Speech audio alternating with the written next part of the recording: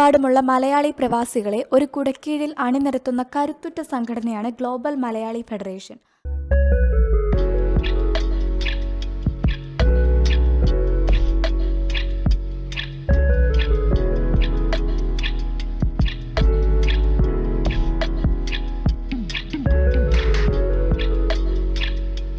പ്രവാസികളുടെ ക്ഷേമവും കേരളത്തിന്റെ വികസനവും ലക്ഷ്യമിട്ട് രൂപീകരിക്കപ്പെട്ട ഈ പ്രസ്ഥാനം ചുരുങ്ങിയ കാലം കൊണ്ട് തന്നെ ലോകത്തിന്റെ വിവിധ ഭാഗങ്ങളിൽ തങ്ങളുടെ സജീവ സാന്നിധ്യം അറിയിച്ചു കഴിഞ്ഞു.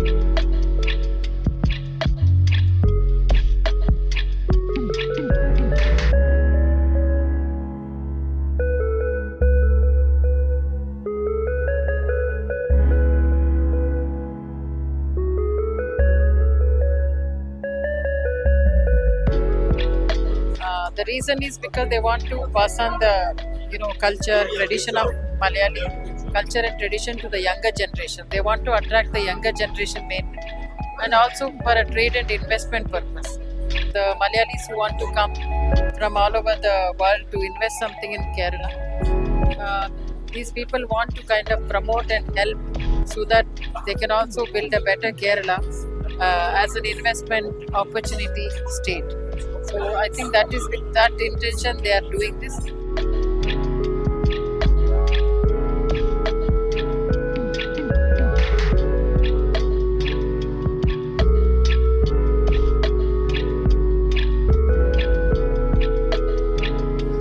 ഗ്ലോബൽ മലയാളി കൗൺസിലിനെ കൊണ്ട് ഉദ്ദേശിക്കുന്നത് ലോകത്തിലുള്ള ഗ്ലോബൽ മലയാളികളുടെ എക്സ്പീരിയൻസും അവരുടെ റിസോഴ്സസും കേരളത്തിൻ്റെ നന്മയ്ക്ക് വേണ്ടി ഉപയോഗിക്കുക.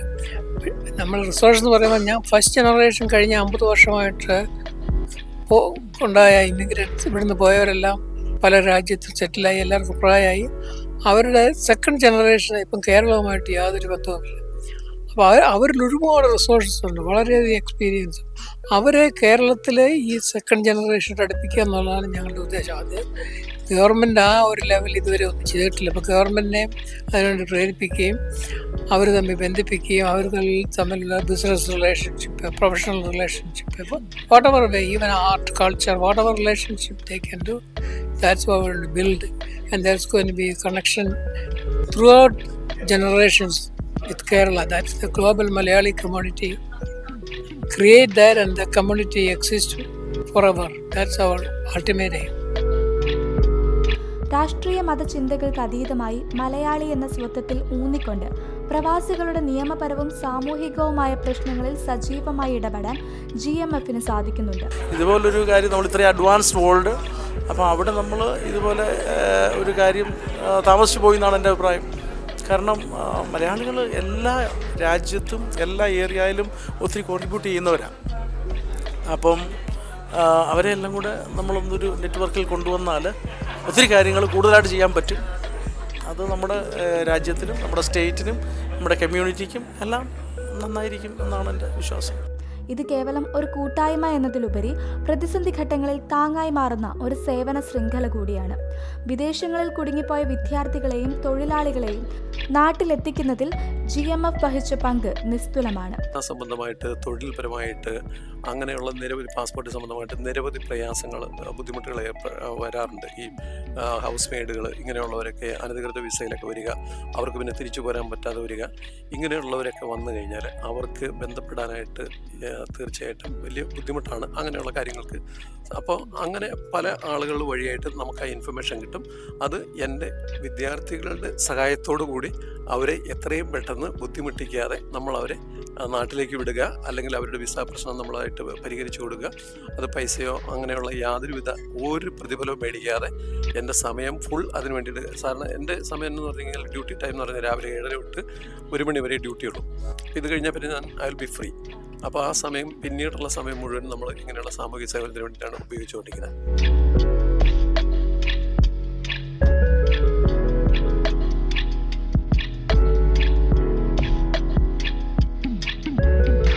ബിസിനസ്, വനിതാ, യൂത്ത് വിങ്ങുകളിലൂടെ പ്രവാസികളുടെ സമഗ്രമായ പുരോഗതി ലക്ഷ്യമിടുന്ന ഈ സംഘടന നമ്മുടെ പൈതൃകം കാത്തുസൂക്ഷിക്കുന്നതിനോടൊപ്പം തന്നെ ലോക മലയാളികളെ വികസനത്തിന്റെ പുതിയ പാതയിലേക്ക് നയിക്കുന്നു.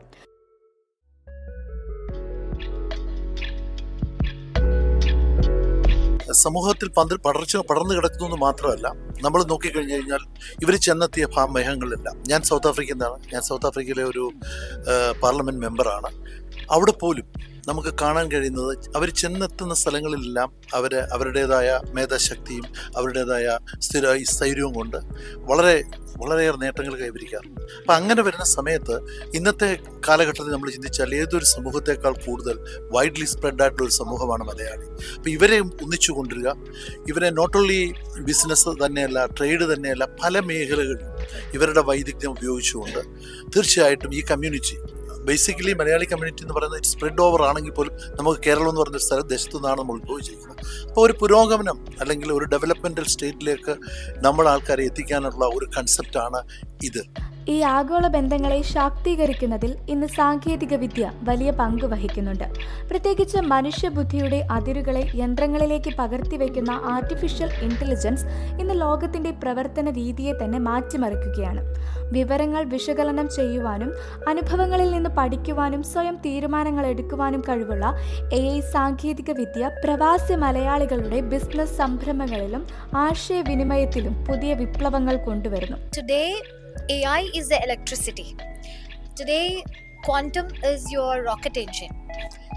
And if you look at it, every single aspect of our life, by default, there is an integration of AI. From the time that you wake up till the time that you sleep, throughout every task, there is an AI integrations or intervention which is there. So AI is not going to be a tool or a platform or a technology. It is actually the lifestyle for you.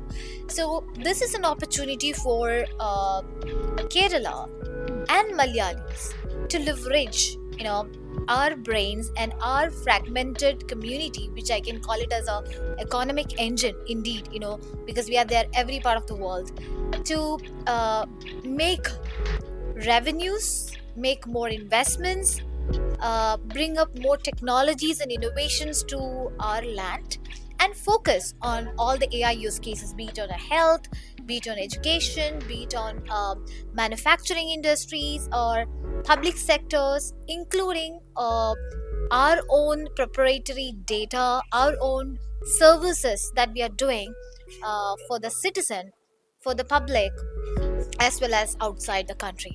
So this is what exactly the whole idea to bring back the Malayali brains under one single engine and leverage the most innovative technology, which is AI.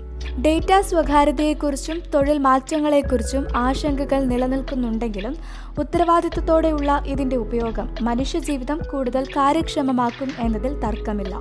Global Malayali federation പോലുള്ള പ്രസ്ഥാനങ്ങളും AI പോലുള്ള നൂതന സാങ്കേതിക വിദ്യകളും ഒത്തുചേരുമ്പോൾ അത് കേരളത്തിൻ്റെ നിക്ഷേപ മേഖലയിൽ വലിയ സാധ്യതകളാണ് തുറന്നു വയ്ക്കുന്നത്.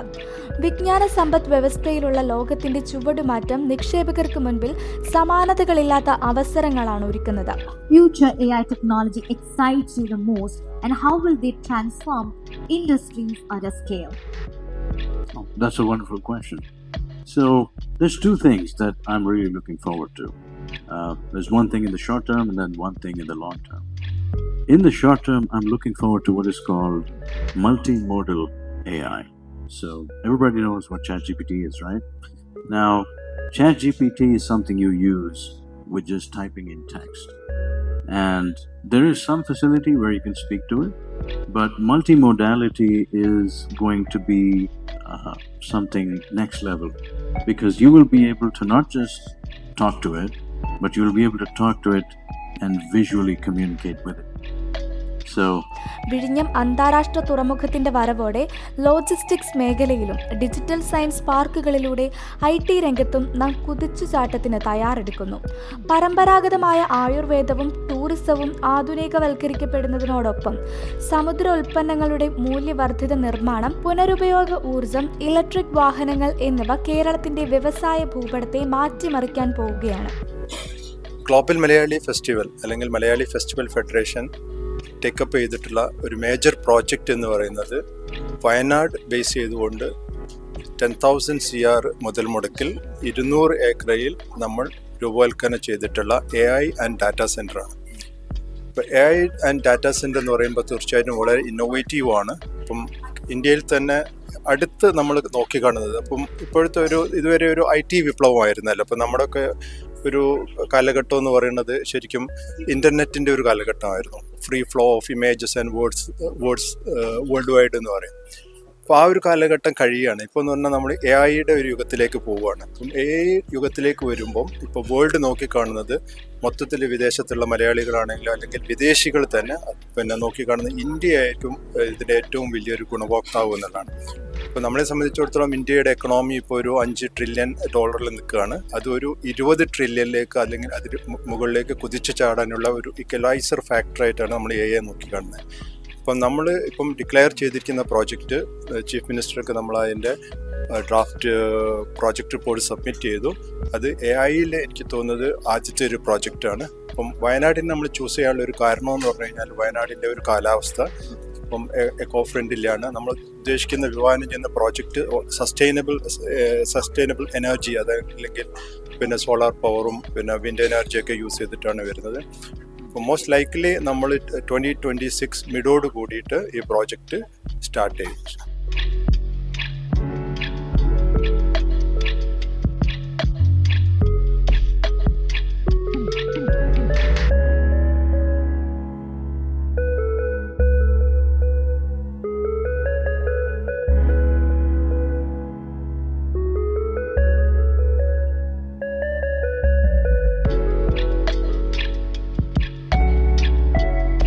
Look at the US, the most powerful country, the largest, the first democracy, but the US was formed because of Kerala, because Columbus was looking for Kerala.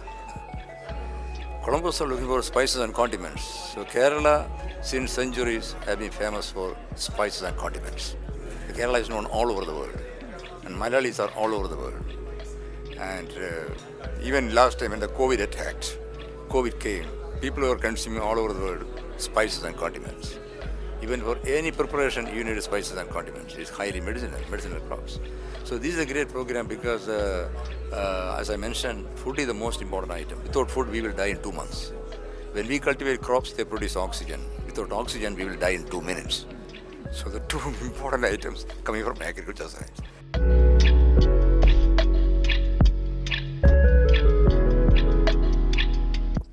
സാമൂഹിക മേഖലകളിലുമുള്ള നമ്മുടെ പല രാജ്യങ്ങളിലുമുള്ള ആളുകൾ, അത് നേരത്തെ ഇപ്പം ഫൊക്കാനോ, അമേരിക്കയിൽ തന്നെയാണെങ്കിൽ ഫൊക്കാനോ എന്ന് പറയുന്ന വലിയ സംഘടനയുണ്ടല്ലോ, ഫോപ്മ എന്ന് പറയുന്ന ഒരു സംഘടനയുണ്ട് അമേരിക്കയിലെ, അതുപോലെ UK മറ്റ് വിദേശ രാജ്യങ്ങളിലെല്ലാം വേൾഡ് മലയാളി കൗൺസിലെ, വേൾഡ് മലയാളി ഫെഡറേഷനെ, ഇത്തരത്തിലുള്ള ഈ സംഘടനകളിലൊക്കെ പ്രവർത്തിച്ച് പരിചയമുള്ള ആളുകൾ, ഏതാനും ആളുകൾ ചേർന്ന് ഏകദേശം 52-ലധികം രാജ്യങ്ങളിൽ നിന്നുമുള്ള പ്രതിനിധികളാണ് ഈ ഗ്ലോബൽ മലയാളി ഫെസ്റ്റിവൽ എന്ന ഈ പരിപാടിയിൽ ഇന്നിവിടെ പങ്കെടുക്കുവാൻ വന്നിരിക്കുന്നത്. ശരിക്കും സംഘടനാ സാമൂഹ്യ രംഗങ്ങളിൽ പ്രവർത്തിച്ച് അനുഭവമുള്ള ആളുകളാണ് വന്നിരിക്കുന്നത്. ഗ്ലോബൽ മലയാളി ഫെഡറേഷന്റെ ആഗോള ശൃംഖലയും AI അധിഷ്ഠിതമായ പുതിയ കാലത്തെ സാങ്കേതിക വിദ്യയും കേരളത്തിന്റെ നിക്ഷേപ സൗഹൃദ നയങ്ങളുമായി കൈകോർക്കുമ്പോൾ കേരളത്തിലെ തന്നെ ഏറ്റവും മികച്ച വികസന കേന്ദ്രമായി നമ്മുടെ കേരളം മാറിക്കൊണ്ടിരിക്കുകയാണ്.